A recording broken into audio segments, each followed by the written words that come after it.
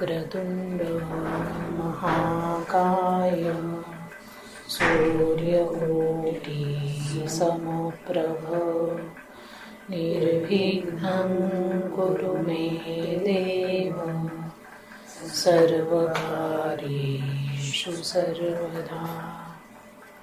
सरस्वती नमस्तुभ्यं वरदे कामरूपिणी विद्यारंभ करिष्यामि सिद्धिर्भवतु मे सदा।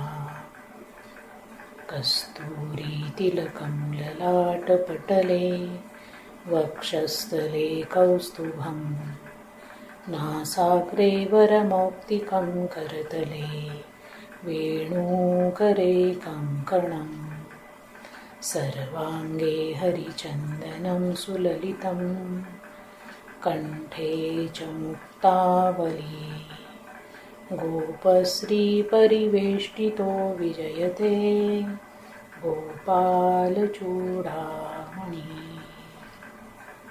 कृष्णाय वासुदेवाय हरये परमात्मने प्रणतक्लेशनाशाय गोविन्दाय नमो नमः। नमस्ते भगवान् व्यास वेदशास्त्रार्थकोविद ब्रह्मा विष्णु महेशानां मूर्ते सत्यवती सुत। शुकरूप प्रबोधज्ञ सर्वशास्त्रविशारद एतत्कथा प्रकाशेन मदज्ञानं विनाशय। अलंकापुरी पुण्यभूमी पवित्र तिथे नांदतो ज्ञानराजा सुपात्र।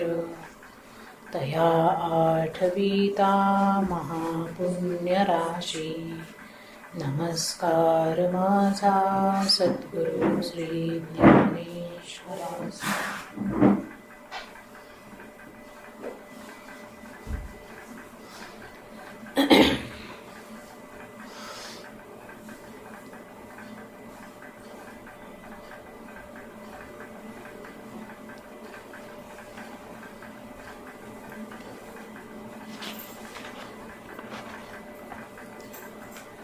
आजपासून श्रीमद भागवत कथा सप्ताहाला सुरुवात होते आहे। श्रीमद भागवत याचं महत्त्व सगळ्या पुराणांमध्ये अत्यंत वैशिष्ट्यपूर्ण आहे। हा जो श्रीमद भागवत पुराण ग्रंथ आहे तो भगवान वेदव्यासांनी लिहिलेला आहे। तो का लिहिला, त्याच्या मागची त्यांची भूमिका काय आहे, हा ग्रंथ का वाचावा का ऐकावा याविषयीची सविस्तर माहिती आज आपण पाहणार आहोत। मुळात श्रीमद भागवत कथा जी आहे ती कायम करावी, कायम ऐकावी, कायम वाचावी असं सांगितलं जातं आणि ती वारंवार ऐकावी असं सांगितलं जातं। असं का, तर जेव्हा आपण ही कथा वाचतो, ऐकतो, सांगतो तेव्हा भगवान श्रीकृष्णांच्या लीला, त्यांच्या भक्तांच्या कथा वारंवार आपल्या बोलण्यामध्ये येतात, आपल्या ऐकण्यात येतात आणि त्याचा परिणाम ऐकणारा, बोलणारा, सांगणारा याच्या मनामध्ये भगवंताविषयीची भक्ती निर्माण होते। म्हणून श्रीमद भागवत हा ग्रंथ जो आहे तो भक्तीचा सागर आहे असं म्हटलं जातं। तर अशा या श्रीमद भागवत ग्रंथाचं 7 दिवस आपण सगळे मिळून अवलोकन करणार आहोत। आज आपण त्याची सुरुवात करतो आहोत। परमपूज्य परमगुरु श्री महंत श्री चरणदासजी महाराज, परमपूज्य सद्गुरु श्री नाना आणि परंपरेतल्या सगळ्या पूजनीय वंदनीय लोकांना मी वंदन करते आणि आपल्या सर्वांच्या साक्षीने आजपासून श्रीमद भागवत कथा सप्ताहाला सुरुवात करते। भगवंताची कथा ज्या ठिकाणी सुरू होते त्या ठिकाणी सुरुवातीला एखादा मिनिट तरी भजन होणं अपेक्षित असतं। भगवंताचं नामसंकीर्तन होणं अपेक्षित असतं. कारण जोपर्यंत भगवंताचं नामसंकीर्तन होत नाही तोपर्यंत भगवंताचं त्या ठिकाणी प्रकटीकरण होत नाही, भगवंत तिथे अवतीर्ण होत नाही. भगवंतांना नाम अत्यंत प्रिय आहे. जिथे जिथे भगवंताचं नामस्मरण होतं तिथे तिथे भगवंत स्वतः येऊन उपस्थित होतात. आपण इथे सगळेजण आलेलोच आहोत. भगवंतही इथे सूक्ष्म रूपात आहेत, पण आपण त्यांना प्रत्यक्ष बोलवणार आहोत. त्याच्यासाठी 1 मिनिट आपण भगवंताचं नामसंकीर्तन करूया. ठीक आहे. भज गोविंदम बालमुकुंदम, भज गोविंदम बालमुकुंदम, परमानंदम हरे हरे, परमानंदम हरे हरे.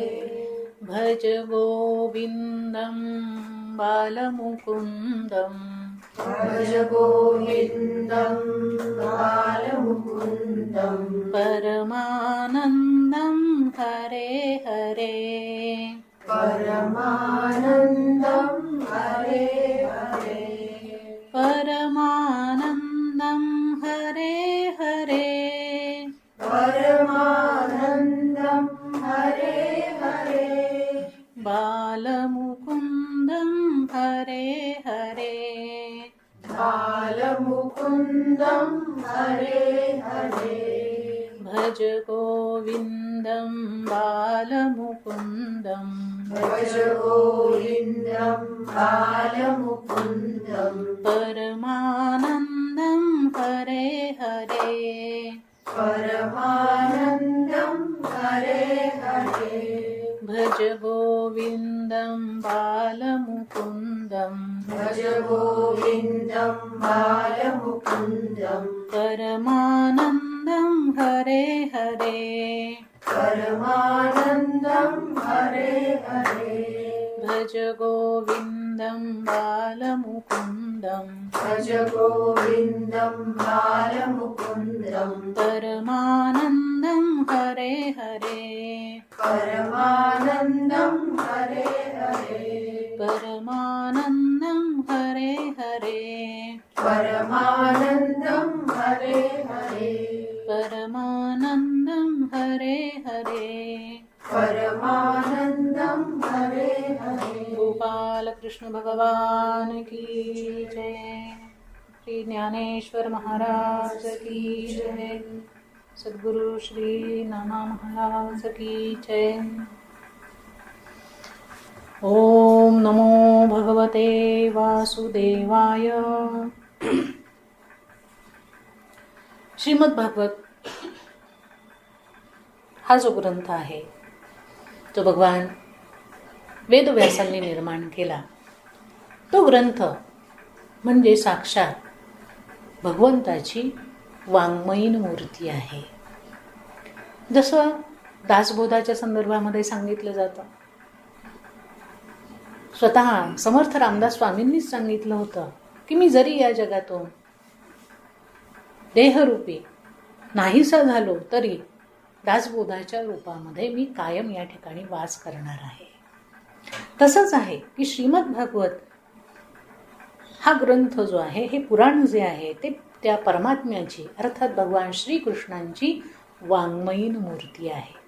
तर त्यांना वाङ्मयीन मूर्ती का म्हटलं जातं, तर भगवान गोपालकृष्णांनी जेव्हा असं ठरवलं की आता आपलं इहलोकीचं संपूर्ण कार्य पूर्ण झालं आहे, आता आपण गोलोकामध्ये जायला हवं, त्यावेळेला श्रीकृष्णांच्या जवळ बसलेले त्यांचे प्रिय सखा मित्र असणाऱ्या उद्धवांनी त्यांना विचारलं की भगवन, आपण तर आता भूलोकावरून अंतर्धान पावता आहात आणि त्यामुळे आपल्या दुःखामुळे, आपल्या वियोगामुळे होणारं जे दुःख आहे, कष्ट आहेत, ते आम्ही कसं सहन करायचं, त्याला आधार काय आहे. तुम्ही इथून निघून जाणार, तुम्ही गेल्यानंतर संपूर्ण सृष्टी ही तुमच्या अस्तित्व विरहीन होऊन जाईल.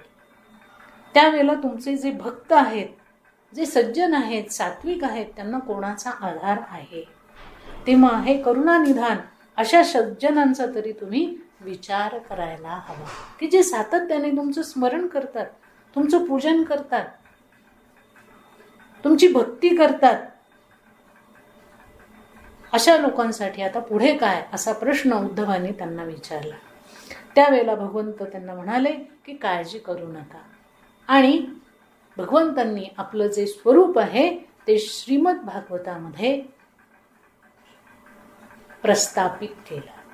भगवंत स्वतःच्या रूपासहित, स्वतःच्या तेजासहित या श्रीमद भागवतामध्ये विराजमान झाले.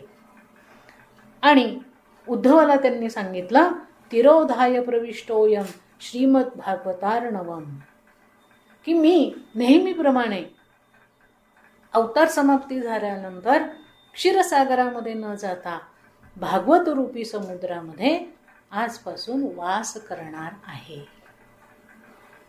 तेव्हा भगवंत बाह्य रूपाने अंतर्धान पावले आणि श्रीमद भागवत रूपी अमृत समुद्रामध्ये समाविष्ट झाले. हीच भगवंताची प्रत्यक्ष वाङ्मयीन मूर्ती, शब्दमयी मूर्ती आपल्या समोर आहे. तिलाच आपण काय म्हणतो, श्रीमद भागवत महापुराण. म्हणजे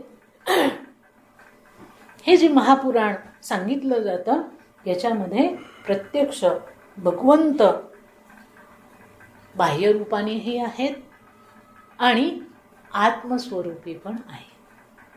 भगवंताच्या बाह्य रूपाच्या सगळ्या कथा याच्यामध्ये आपल्याला खिळवून ठेवतात.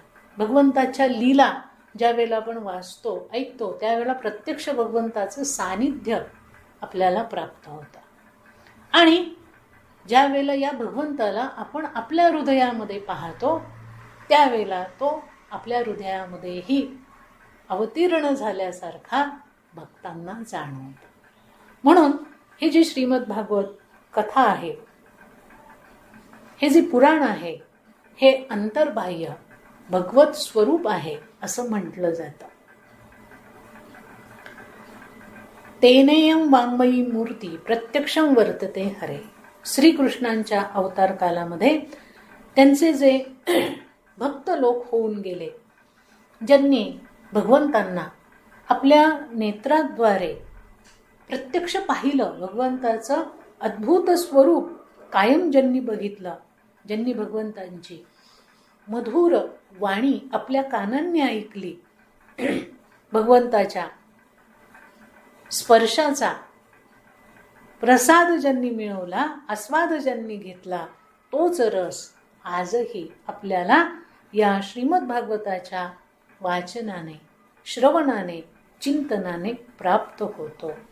आणि हे या श्रीमद भागवत ग्रंथाचं सर्वात श्रेष्ठ असं महत्त्व सांगता येतं, वैशिष्ट्य सांगता येतं.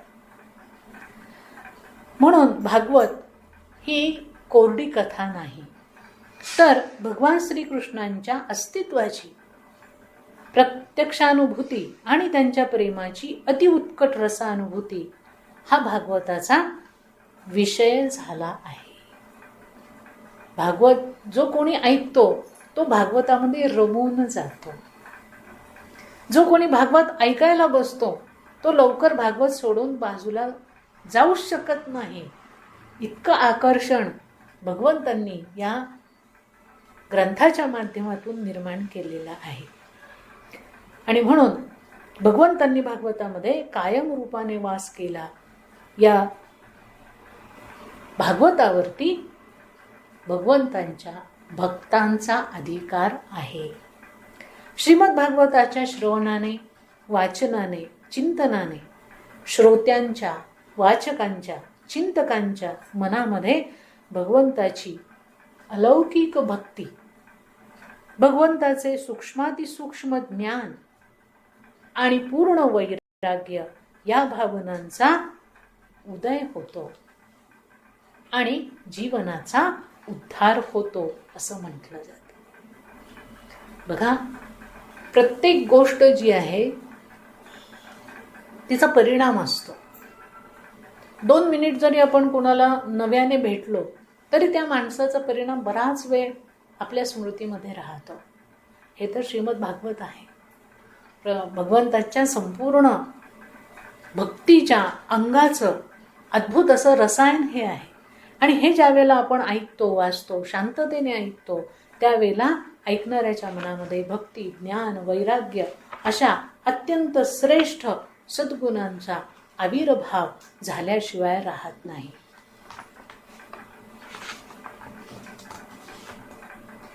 एकदा देवर्षी नारद संपूर्ण पृथ्वीवर भ्रमण करत होते आणि भ्रमण करत करत ते धर्मप्रधान अशा भारतखंडामध्ये आले.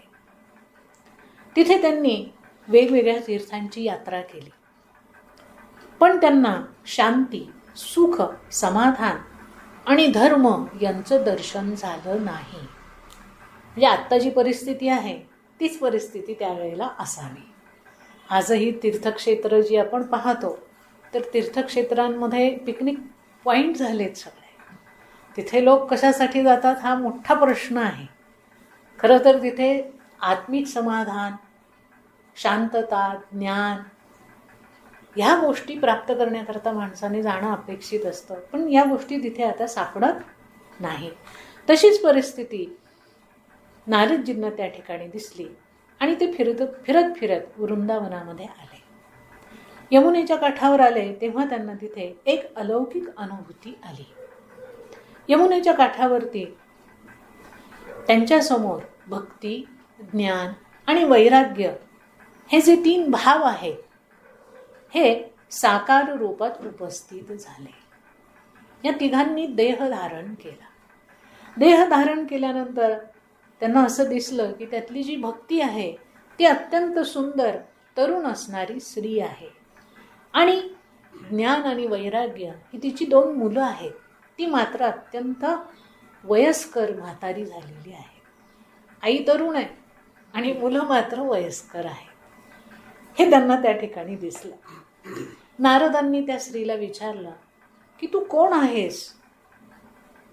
तिने सांगितलं की माझं नाव भक्ती आहे आणि ज्ञान आणि वैराग्य ही माझी 2 मुलं आहेत, पण ते अत्यंत दुर्बळ आहेत, म्हातारी झाले आहेत. भक्ती म्हणते की काय सांगू महाराज, माझा स्वतःचा जन्म द्रविड देशामध्ये झाला. मोठे मोठे सगळे आचार्य जे आहेत, शंकराचार्य, रामानुजाचार्य, मध्वाचार्य, वल्लभाचार्य, हे सगळे दक्षिणेतले. भक्ती पहिल्यांदा कुठे जन्माला आली तर दक्षिणेमध्ये जन्माला आली. पुढे ती म्हणते की माझं परिपालन कर्नाटकामध्ये झालं. तिथे आजही बऱ्यापैकी भक्ती टिकून आहे. पुढे ही भक्ती महाराष्ट्रामध्ये आली. महाराष्ट्रात कुठे कुठे भक्तीचं स्वागत झालं, सन्मान झाला. जसं आपण पाहतो की आजही महाराष्ट्रामध्ये भक्तीचं केंद्र पंढरपूर मानलं जातं.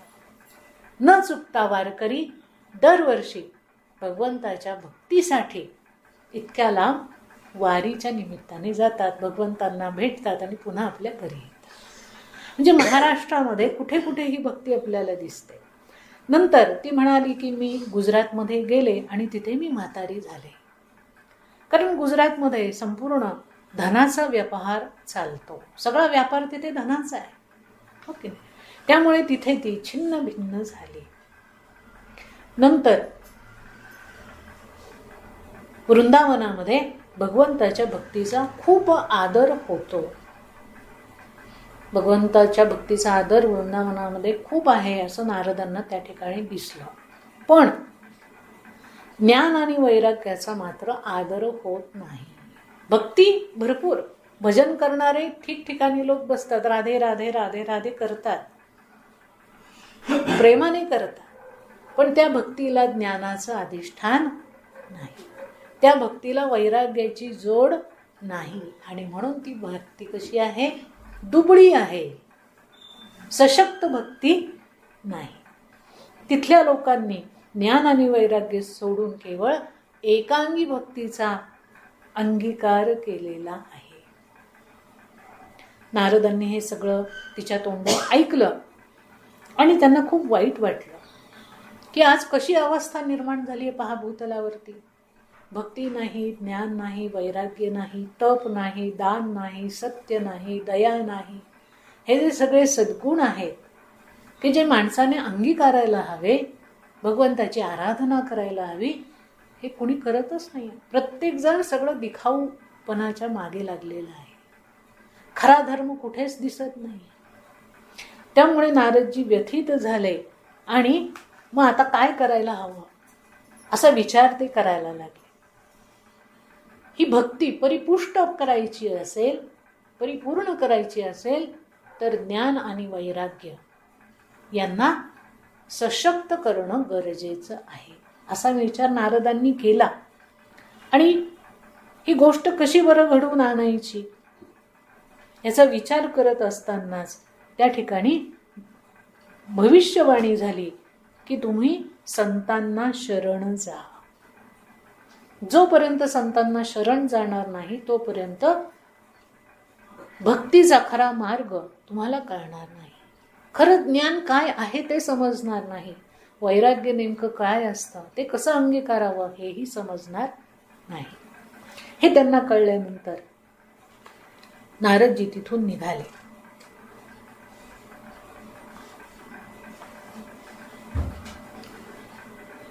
आणि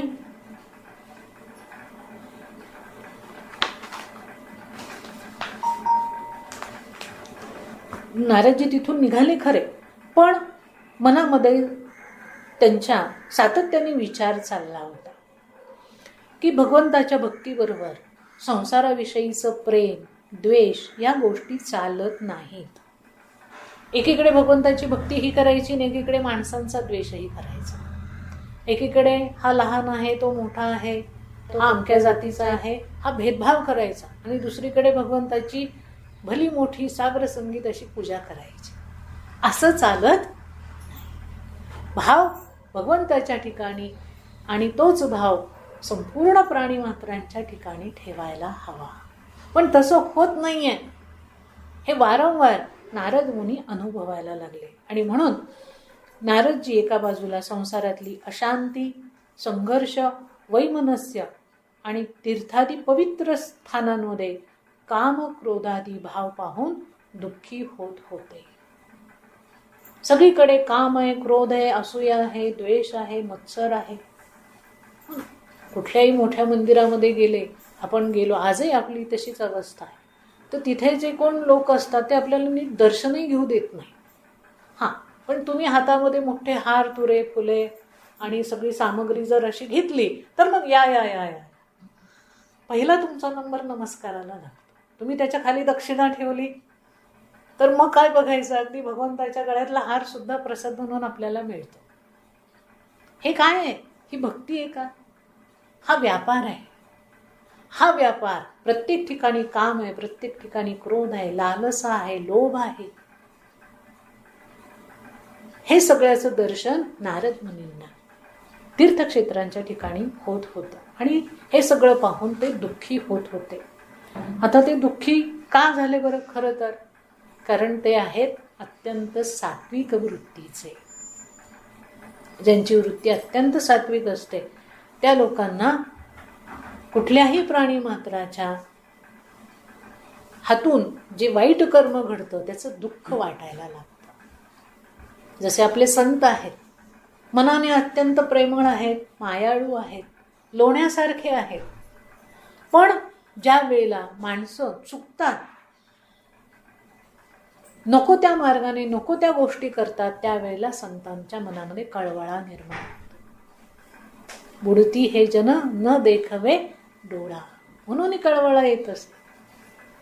ही माणसांना कळत नाही आपण काय कर्म करतोय आणि त्या कर्माचा परिणाम, फल काय मिळणार आहे ते मात्र संतांना कळतं, कारण त्यांची वृत्ती सात्विक असते. तीच गोष्ट जी आहे ती नारदांच्या बाबतीत घडली आणि म्हणून त्यांना अत्यंत दुःख झालं. तर दुसरीकडे भक्तीची अपूर्णता, अस्वस्थता, अप्रसन्नता पाहून त्यांचं मन आणखीनच दुःखी झालं.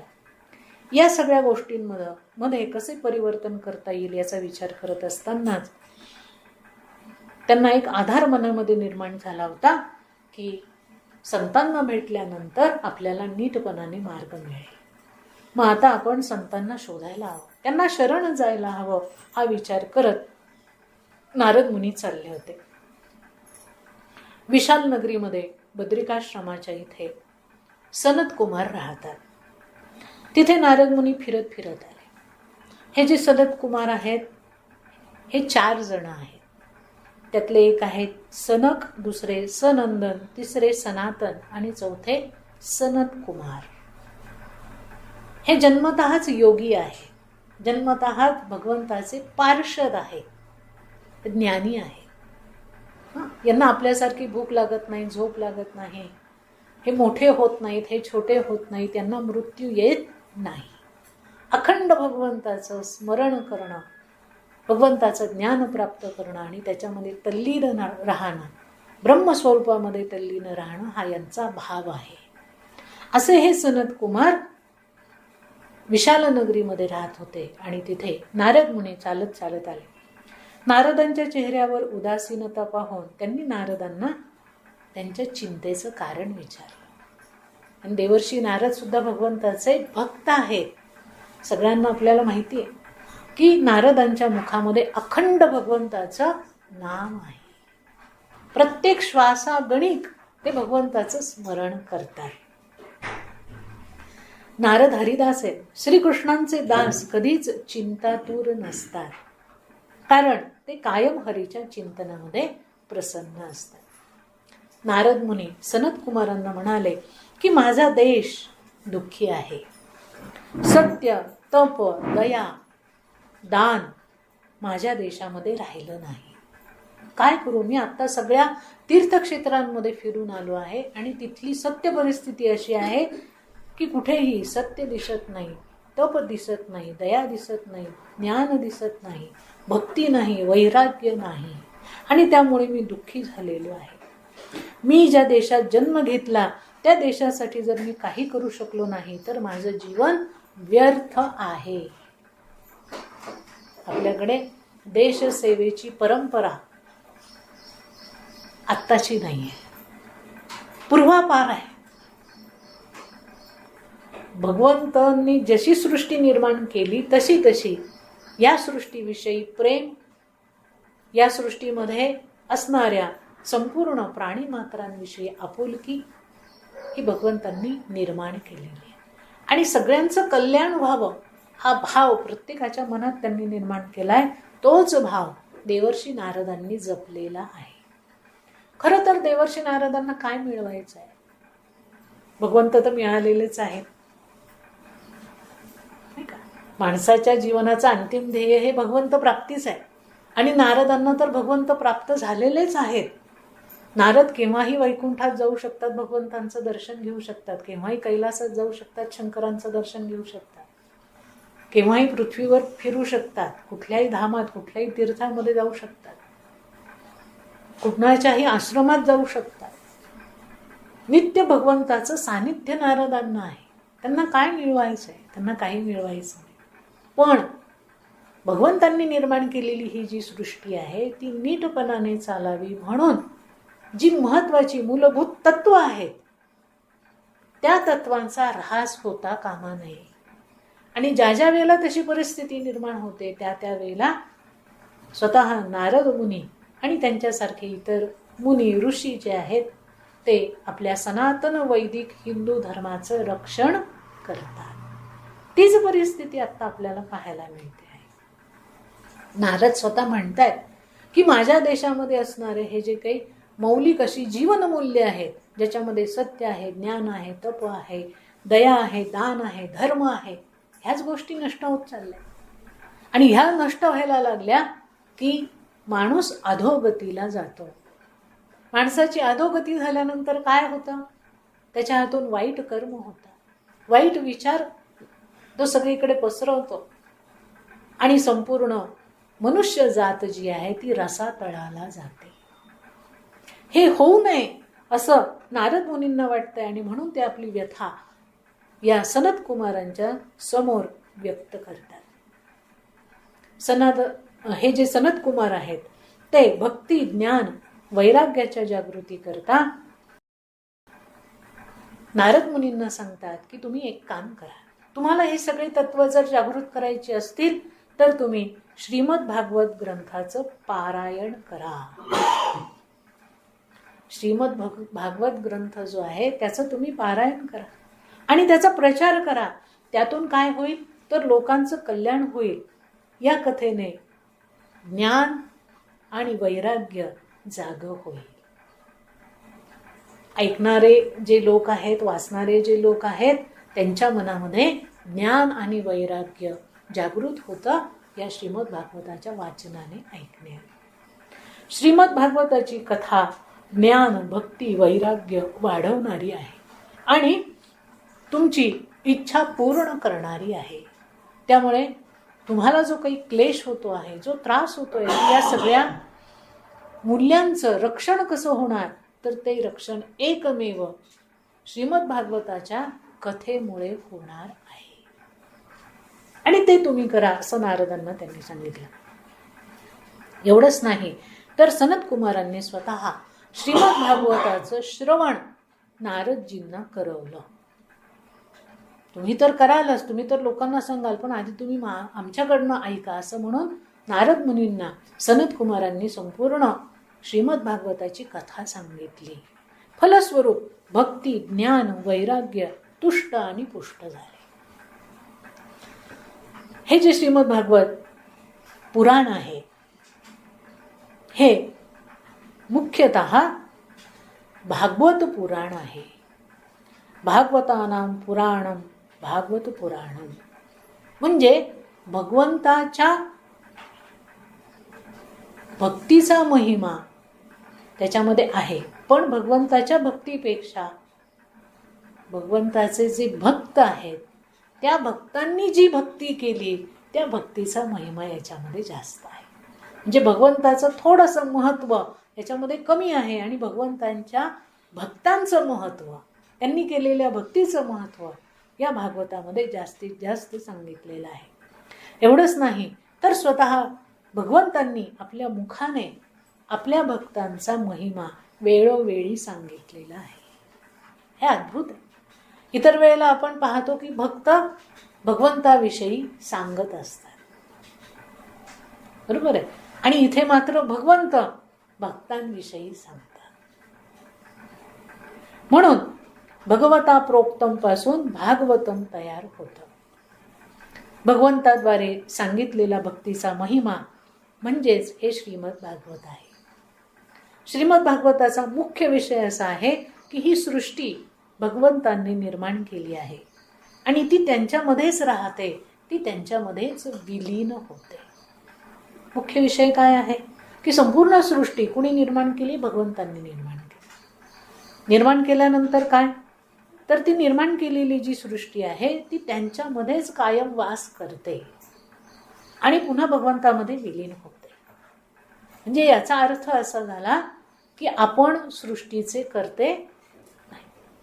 माणूस जे म्हणतो ना, मी हे केलं, मी ते केलं, माझ्यामुळे असं झालं, माझ्यामुळे तसं झालं, काही नाही झालेलं. माणसाने पुढचा श्वास घ्यायचा की नाही घ्यायचा हे सुद्धा माणूस ठरवू शकत. सगळं जे काही कर्तृत्व दिसतं ते सगळं भगवंताच आहे, भगवंतांनी निर्माण केलेलं आहे. दुसरं काय म्हटलंय की सगळी सृष्टी भगवंतामध्ये राहते. आपण किती म्हटलं माझी गाडी झाली, माझा बंगला झाला, अरे हे सगळं जे जिथे कुठे झालंय ते सगळं भगवंताचं अधिष्ठान आहे. तिथे तुम्ही काहीही निर्माण करू शकत आणि तुम्ही कशाचाही नाश करू शकत नाही. नाश करण्याचाही अधिकार भगवंताचा. उत्पत्ती, स्थिती आणि लय हे तीनही क्रिया ज्या काही घडताना दिसतात त्याला आपण कधीही कारणीभूत नसतो. उगीचच माणसाला असं वाटतं मी केल्यामुळे झालं, मी नाही केलं तर काहीही होणार नाही. असं काही होत नाही. आपण पाहतो ना, आपण एखादं काम नाही केलं तर ते पडून राहतं का? नाही, आज न उद्या ते होत राहतं, पुढे सरकतं. देशाचे पंतप्रधान आहेत, त्यांनी राजीनामा दिला, देश चालायचं थांबेल का? अजिबात नाही. लगेच 10 लोक तयार असतात पंतप्रधान होण्याकरता, हो ना. ते घरी जात नाही तर लगेच दुसऱ्या पंतप्रधानांचा शपथविधी होतो सुद्धा, काहीही थांबत. ही सगळी रचना जी आहे ती भगवंताची आहे. श्री भागवताचं असं म्हणणं आहे की हा प्रपंच परमात्म्यापासून वेगळा नाही. तर प्रपंच परमात्म्याचं स्वरूप आहे, प्रपंच परमात्म्याचा विलास आहे आणि प्रपंच परमात्म्याचा उल्हास आहे, लीला आहे. आपण जो म्हणतो हा प्रपंच माझा आहे, तर हा प्रपंच आपला नाही, तो हा प्रपंच आहे भगवंताचा. भगवंतांनी संपूर्ण सृष्टी निर्माण करून जी लीला केली आहे ती लीला म्हणजे प्रपंच. मग त्या लीलेमध्ये बघा किती जीव आहेत, कोट्यावधी जीव आहेत. केवळ आपण आपलं जीवन पाहतो, आपल्या आजूबाजूला अवतीभोवती जर आपण विचार केला तर अगदी आपल्या डोळ्यांना दिसणार नाहीत असे सूक्ष्म सूक्ष्म जीव सुद्धा राहतात. त्यांचीही सृष्टी असते, त्यांच्याही जीवनात उत्पत्ती असते, स्थिती असते, प्रलय असतो, सगळं काही असतं. त्यांचंही जीवन छान पद्धतीने बहरतं, उमलतं, फुलतं, त्यांनाही प्रजा होते, सगळं छान चाललेलं असतं सगळीकडे. हे सगळं जे आहे ते भगवंतच करतात. का करतात? लीला म्हणून करतात. जसं लहान मुलं सहज खेळत असतात, का? आनंद मिळवण्याकरता. म्हणून भगवंत लीला करण्याकरता ही सृष्टी निर्माण करत असतात. म्हणजेच भागवत आपल्याला धर्माचा उपदेश करते की सगळ्या वस्तूंमध्ये, व्यक्तींमध्ये, स्थानांमध्ये भगवंत विद्यमान आहे. तुम्ही मान्य करा नाही तर करू नका. सगळीकडे मी नाही आहे, सगळीकडे भगवंत आहे. सगळीकडे सगळ्या वस्तूंमध्ये आहे. आणि त्याचं प्रत्यंतर पुढच्या कथांमध्ये आपल्याला येणार आहे. त्या भगवंताचं दर्शन घेऊन हृदय पवित्र करावं. म्हणून माणसाने काय करावं की वस्तूचं बाह्य रूप, शरीराचं बाह्य रूप, सृष्टीचं बाह्य रूप त्याच्यामध्ये न अडकता त्या वस्तूच्या आत, सृष्टीच्या आत असणारं भगवंताचं जे तत्व आहे त्याच्याशी एकरूप होण्याचा प्रयत्न करायला हवा. बाहेरची आवरणं बदलतात, जसे आपण कपडे बदलतो तसे देह बदलले जातात. आज माणसाचा देह आहे, माहिती नाही माणसाचा देह नष्ट झाल्यानंतर कुठल्या प्राण्याचा देह मिळणार आहे आपल्याला. हे सातत्याने होणार आहे, हो ना. तर या देहामध्ये असणारं जे परमतत्व आहे, भगवंत तत्व आहे, ते माणसाने जाणून घ्यायला हवं. श्रीमद भागवताची कथा आपल्याला हेच शिकवते आणि भक्ती रसाचं दान देते. सगळ्यात महत्त्वाचं काय आहे की भक्ती रसाचं दान आपल्याला श्रीमद भागवतामधून मिळतं. सगळ्यात श्रेष्ठ असणारं दान, सगळ्यात श्रेष्ठ असणारी संपूर्ण सृष्टीमधली गोष्ट म्हणजे भक्ती. त्यालाच आपण प्रेम असं म्हणतो. हे प्रेम कसं आहे? शुद्ध प्रेम आहे, याच्यामध्ये अपेक्षा नाही. भगवंत आपल्यावरती प्रेम करतात हे पण आपल्याला माहिती नाही की भगवंत आपल्यावर प्रेम करतात. भगवंत प्रत्येक जीवाला जन्माला घालतात, संपले. घालून सोडून देतात का? नाही. प्रत्येक क्षण त्या जीवाची काळजी घेतात, त्या जीवाचं पालन पोषण करतात, त्याला हव्या असणाऱ्या सगळ्या गोष्टींची पूर्तता भगवंत करतात. संसारातलं कोणी जवळ राहो न राहो, भगवंत मात्र 24 तास जीव जेव्हापासून जन्माला येतो, मृत्यू पावतो, पुन्हा वेगवेगळ्या रूपांमध्ये जन्माला येतो, त्या प्रत्येक ठिकाणी भगवंत साथ संगत करतात. इतकं भगवंत आपल्यावर प्रेम करतात. कधी काही मागतात का आपल्याला की तुम्ही जन्माला आल्यानंतर तुमच्यासाठी दुधाची व्यवस्था केली, भाजीची व्यवस्था केली, पोळीची व्यवस्था केली, वेगवेगळ्या अन्नाची व्यवस्था केली, सगळ्या सुविधा तुमच्यासाठी दिल्या, सुंदर सुंदर कपडे दिले, चांगली चांगली घरं दिली, गाड्या दिल्या, पैसे दिले, अडके दिले, सगळं दिलं तुम्हाला. त्या बदल्यात तुम्ही मला काहीतरी द्या असं म्हणतात का भगवंत? नाही म्हणत. पण एवढं सगळं मिळूनही माणूस मात्र कृतज्ञ होतो. मनमोकळेपणाने परमेश्वराला कधीही काही देत नाही. देवाजवळ ठेवायचंय का, मग छोटा नारळ द्या, पूजेचा नारळ द्या, पूजेच्या सुपाऱ्या द्या, छोटीशी असते ती सुपारी खायची नसते, म्हणजे खायची नाहीये ती देवाला द्या. फळं देवासाठी आणायची ना, 5 फळं द्या, कच्ची असतील ती द्या, का देवासमोर ठेवायची. बरोबर आहे. भगवंतांनी जर असं आपल्या बाबतीत केलं तर काय होईल माहिती, माणसाला जीवन जगता येणार नाही. बघा ना, आपल्या जीवनामध्ये उत्कृष्टात उत्कृष्ट गोष्टी आपल्याला मिळतात. संपूर्ण देह दिलाय, केवढा उत्कृष्ट देह आहे, केवढ्या शक्तींनी संपन्न करून त्यांनी आपल्याला पाठवलंय. डोळे गेले की मग डोळ्यांचं महत्व कळतं, कान गेले की कानाचं महत्व कळतं. एक एक ऑर्गन आपला जो आहे तो लाखो रुपयांचा आहे. अतिशय स्वच्छ, सुंदर, सुबक, शक्तीने संपन्न सगळं काही आपल्याला त्यांनी दिलेलं आहे. का, कारण त्या प्रत्येक जीवावरती भगवंताचं प्रेम आहे. आपण काय भगवंताची भक्ती करणार, आपलं बघा फक्त नाटक असतं, नाटक. आणि हल्ली तर ते सुद्धा ते मोबाईलमध्ये फोटो काढण्याकरता आणि लोकांना पाठवण्याकरता असतं. आपण भगवंतावर प्रेमच करू शकत नाही. खरं प्रेम भगवंत करतात आपल्याला. एक क्षणही आपल्याला ते सोडत नाही, पण आपल्याला त्याची जाणीव नसते. तर हे जे प्रेम आहे, ही जी भक्ती आहे, या भक्तीचं दान ही श्रीमद भागवत कथा आपल्याला देते. या भक्तीमुळेच संत मीराबाई द्वारकाधीशामध्ये समाविष्ट झाल्या. संत मीराबाई शेवटच्या क्षणामध्ये ज्यावेळेला त्यांच्या सासरची आणि माहेरची लोक त्यांना घरी घ्यायला आली, त्यावेळेला त्या द्वारकेमध्ये होत्या. आणि मग त्यांना आता प्रश्न पडला की आता मला परत संसारात जायचं नाही, मला आता फक्त आणि फक्त भगवंतामध्येच स्थिर व्हायचं आहे. सगळ्यांनी आग्रह केला. त्यांनी सांगितलं 2 मिनिट मला फक्त भजन करायचं आहे.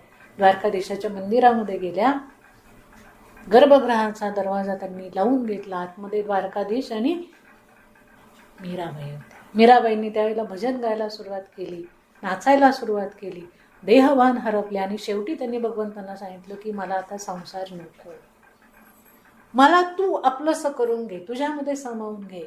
आणि गंमत अशी झाली की त्यावेळेला जोरात वीज कडाडली, भगवंत देहधारी झाले आणि त्यांनी मीराबाईंना आपल्या कवेमध्ये घेतलं. मीराबाई नाहीशा झाल्या. काही वेळाने आवाज येईना बाहेर अभंगाचा. हळूच लोकांनी दार उघडला. आतमध्ये फक्त द्वारकाधीशाची मूर्ती, पण दुसरं दारच नव्हतं. मंदिराला अजूनही दुसरं दार नाही, एकच दार आहे. कुठे गेले मीराबाई? सगळी शोधाशोध झाली. आणि मग कुणाचं तरी लक्ष दिलं द्वारकाधीशांच्या मूर्तीवरती. तर भगवंताच्या हृदयाच्या ठिकाणी यांच्या त्या चुनरीचा एवढासा काठ शिल्लक राहिलेला. याला म्हणतात भक्ती. किंवा दुसरं भक्तीचं उदाहरण आपल्याला श्री गौरांग महाप्रभूंचं सांगता येईल. ते देखील असेच जगदीशामध्ये सदेह विलीन झाले. इतकी उत्कटता या भक्तीमध्ये यायला हवी की भगवंतांनी स्वतःहून त्या भक्ताला आपल्यामध्ये सामावून घ्यायला हवं. ही जी भक्तीची श्रेष्ठता आहे, हा जो भक्तीचा पोत आहे, हा आपल्याला भागवतामध्ये अभ्यासाला मिळतो आणि आपल्याला अंतर्मुख करायला शिकवतो. भागवताच्या श्रवणाने अनायासे समाधी लागेल. योग व तपाशिवाय भगवंताला भेटण्याचा कोणताही मार्ग आहे तर तो भागवत शास्त्र आहे. भगवंताला मिळवण्याचे अनेक मार्ग आहेत. त्याच्यामध्ये सगळ्यात महत्त्वाचा मार्ग आहे ज्ञान मार्ग आहे, भक्ती मार्ग आहे, योग मार्ग आहे, सगळे मार्ग आहे. हे सगळे मार्ग सर्वसामान्य माणसांना आपण म्हणतो की न जमणारे आहे, असं काही नाही. सर्वसामान्य असं कोणीही नसतं. भगवंतांनी जी जी प्रतिकृती निर्माण केलेली आहे ती स्वतःच्या प्रतिबिंबासारखी ती निर्माण केलेली आहे. त्यामुळे भगवंतामध्ये जे काही आहे ते सगळं माणसामध्ये आहे. फक्त माणसाने ठरवावं की मला अमुक एक गोष्ट करायची आहे. त्याप्रमाणे त्याला पुढे गती मिळत जाते आणि हे भागवत शास्त्र मात्र आपल्याला भगवंतापर्यंत घेऊन जाणारं शास्त्र आहे. बुद्धीचा परिपाक, ज्ञानाचा परिपाक आणि जीवनाचा परिपाक झाल्याशिवाय भगवान व्यासांनी परिपाक झाल्यानंतरच भगवान व्यासांनी या ग्रंथाची रचना केली आहे. हा जो ग्रंथ लिहिलाय तो लिहिलाय भगवान वेदव्यासांनी. आणि तो केव्हा लिहिला तर त्यांच्या जीवनाच्या उत्तर कालावधीमध्ये लिहिला. भगवान वेदव्यास जे आहेत त्यांचं कार्यकर्तृत्व खूप मोठं आहे. भागवत हे नारायण स्वरूप आहे, ते परिपूर्ण आहे. आणि त्याच्या श्रवणाने जो आस्तिक असतो, ज्याची भगवंतावर श्रद्धा असते, त्याला योग्य मार्गदर्शन मिळतं. जो नास्तिक असतो तो आस्तिक होऊन जातो. भागवत ऐकल्यामुळे काय काय परिणाम होतात ते सांगितलेले आहे. आत्माराम स्वरूपाचे महात्मे हे या कृष्ण कथेमध्ये रंगून जातात. जन्म झाल्याबरोबर जे ब्रह्मस्वरूपामध्ये विलीन झाले असे परमहंस शुकमुनी सुद्धा भगवान श्रीकृष्णांच्या लीला ऐकून त्याच्यामध्ये रंगून गेले. ते ब्रह्मस्वरूपी होते, निर्गुणाची उपासना करणारे होते. पण जेव्हा भगवंताच्या सगुण साकार रूपाचं त्यांनी वर्णन नुसतं ऐकलं, ते वनातून घरी आले आणि संपूर्ण भागवत त्यांनी आपल्या वडिलांकडून म्हणजे वेदव्यासांकडून ऐकलं. अशी ही भागवत कथा आहे. म्हणजेच सिद्ध, आस्तिक, नास्तिक, पामर या प्रत्येकाला ही भागवत कथा जीवनदान देणारी आहे. म्हणजे अमुक एका लोकांनीच भागवत कथा ऐकावी किंवा तुम्हाला भागवत ऐकायचं असेल तर तुम्ही विशेष असा अभ्यासच करायला हवा तरच तुम्हाला ती कळेल असं काहीही. जो ज्या पद्धतीने आलेला आहे, ज्याची जशी घडण झालेली आहे, ज्याची जशी मनोभूमिका आहे, ज्ञानाचं स्तर ज्याचं जसं आहे तसं तसं भागवत त्याला आनंद देऊन परिपूर्ण करतं. भागवतामध्ये ज्ञानयोग, कर्मयोग, समाजधर्म, स्त्रीधर्म, आपदधर्म, राजनीती इत्यादींचं ज्ञान भरलेलं आहे.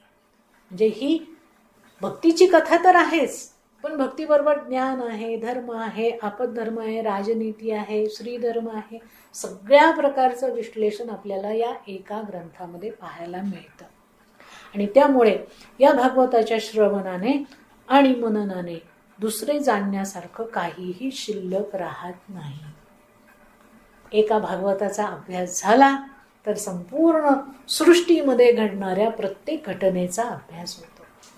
जीवनाचे जेवढे काही आयाम आहेत ते सगळेच्या सगळे आपल्याला भागवतामधून नीटपणाने समजतात, उकलतात. माणसाचं जीवन जे आहे ते सातत्याने बदलत असतं. दर 10 वर्षांनी, 5 वर्षांनी, 20 वर्षांनी माणसाच्या जीवनात खूप बदल होतात. त्यावेळेला त्यांनी कसं वागायला हवं ते सुद्धा आपल्याला भागवतातून अनुभवायला मिळतं. साधकाला साधनेमध्ये येणाऱ्या अडचणी, संशय, शंका यांचं निवारणही भगवान वेदव्यासांनी या कथांमध्ये केलेलं आहे भागवताच्या. आणि म्हणून भगवान वेदव्यास म्हणतात यदहास्ति तदन्यत्र तन्यहास्ति न कुत्रचित, की भागवतामध्ये नाही ते अन्य कोणत्याही ग्रंथात नाही. जे भागवतात आहे तेच अन्य ग्रंथामध्येही आहे. असा हा भागवत सर्वांग परिपूर्ण नारायणाचं स्वरूप आहे. आणि म्हणून भागवत ग्रंथ हा अत्यंत दिव्य असा ग्रंथ आहे. तो सामान्य ग्रंथ आणि तो ग्रंथ ऐकायला बसणारेही सामान्य नाही. भगवंतांनी बुद्धी दिल्याशिवाय इथं कोणीही येत नाही. समाजामध्ये, लोकांमध्ये अनेक दोष आपल्याला दिसतात, दुःख, वैमनस्य अनुभवायला येतात. तर ते काय येतात याचं उत्तर आहे की लोक परमात्म्याला विसरून गेलेले आहे. त्यामुळेच माणूस धर्मविहीन होत चाललेला आहे. ज्यावेळेला नारदांच्या पुढेही हाच प्रश्न पडला होता आणि आजही काही वेगळी परिस्थिती नाही. माणूस भगवंताला विसरून गेलाय. भगवंत माणसाला केव्हा आठवतो? जेव्हा त्याला संकट येतात जीवनामध्ये, मार्ग दिसत नाही, अहंकाराचा कर्तृत्वाचा डोलारा ज्यावेळेला कोसळतो त्यावेळेला माणसाला मग भगवंताची आठवण येते. म्हणजे काय झाली? कामापुरती भगवंताची आठवण आहे. भगवंत मला हवा आहे, तो मला सखा म्हणून हवा आहे, मित्र म्हणून हवा आहे, माता म्हणून हवा आहे, पिता म्हणून हवा आहे, असं कुठेही आम्हाला नको आहे. भगवंत कामापुरता हवा. आमचं काम झालं, तू तुझ्या ठिकाणी, मी माझ्या ठिकाणी. बाबा पुन्हा केव्हा जेव्हा लागेल त्यावेळेला मी हाक मारेल, तेव्हा मात्र उभा राहा. इतर वेळेला तुझं तू पहा. बरोबर आहे ना? तर अशी परिस्थिती निर्माण झालेली आहे. आणि म्हणून श्रीमद भागवताचा मुख्य प्रश्न आहे, धर्म कः शरणं गत. की आज धर्म कुठे आहे? आज धर्म कोणाला शरण गेला आहे? धर्मच नाही, भगवंताची भक्ती नाही, भगवंताचं अधिष्ठान नाही, तिथे धर्मच नाही. सगळीकडे स्वैर जीवन झालंय. नियम नाही, संयम नाही, घरबंद नाही, कुणालाच नाही. लहान मुलांपासून जरी आपण विचार केला तरी नाही. आणि मग त्यामुळे धर्म भ्रष्ट झालेला आहे. तो धर्म आता कुठे आहे असा मुख्य प्रश्न भागवताचा आहे. याचं उत्तर आहे, धर्माचे प्रेरक, रक्षक आणि धर्माचे सर्वोत्तम फल भगवंत स्वतः आहे. धर्म जर आपल्याला पाळायचा असेल तर पहिल्यांदा आपण भगवंतांना शरण जायला हवं, भगवंताशी अनुसंधान साधायला हवं, भगवंतांना आपल्या जीवनामध्ये कायमस्वरूपी प्रतिक्षण त्यांचं स्मरण करायला हवं. या भगवंताविषयी लोकांच्या हृदयामध्ये प्रेम राहिलं नाही, भक्ती राहिली नाही, श्रद्धा राहिली नाही. संसारामध्ये भोग वस्तूंमध्ये माणूस फसत चाललेला आहे. आणि त्यामुळे प्रत्येक माणसाच्या जीवनामध्ये विकारांची दलदल वाढत चालली आहे. हे होतं. भगवंताचं अधिष्ठान संपलं जीवनातलं की माणूस फक्त विकारांच्या दलदलीत अडकतो. पशुपेक्षाही वाईट जीवन त्याचं होतं. पशु सुद्धा नियम पाळतात. पशु पक्षी जे आहेत ते नियम पाळतात, नियमाच्या बाहेर जात नाही. पण माणूस मात्र सगळे नियम सोडून देतो. आणि म्हणून माणसाने आपलं हृदय जे विषय विकारांसाठी भरलेलं आहे ते शुद्ध करायला हवं. त्याकरता आधी भगवंताकडे पाहण्याची सवय स्वतःला लावायला हवी. आता आपल्या जीवनामध्ये भगवंताचं अधिष्ठान असलं पाहिजे, धर्माचं अधिष्ठान असलं पाहिजे. त्याकरता आपलं जीवन शुद्ध व्हायला हवं. आपल्या जीवनातले विकार कमी व्हायला हवे, दोष कमी व्हायला हवे, वासना कमी व्हायला हव्यात, काम, क्रोध, लोभ, अहंकार कमी व्हायला हवा. ह्या गोष्टी जोपर्यंत कमी होत नाहीत तोपर्यंत भगवंत आपल्या जीवनामध्ये येत नाही. भगवंत येत नाही तोपर्यंत जीवन धर्माधिष्ठित होत नाही.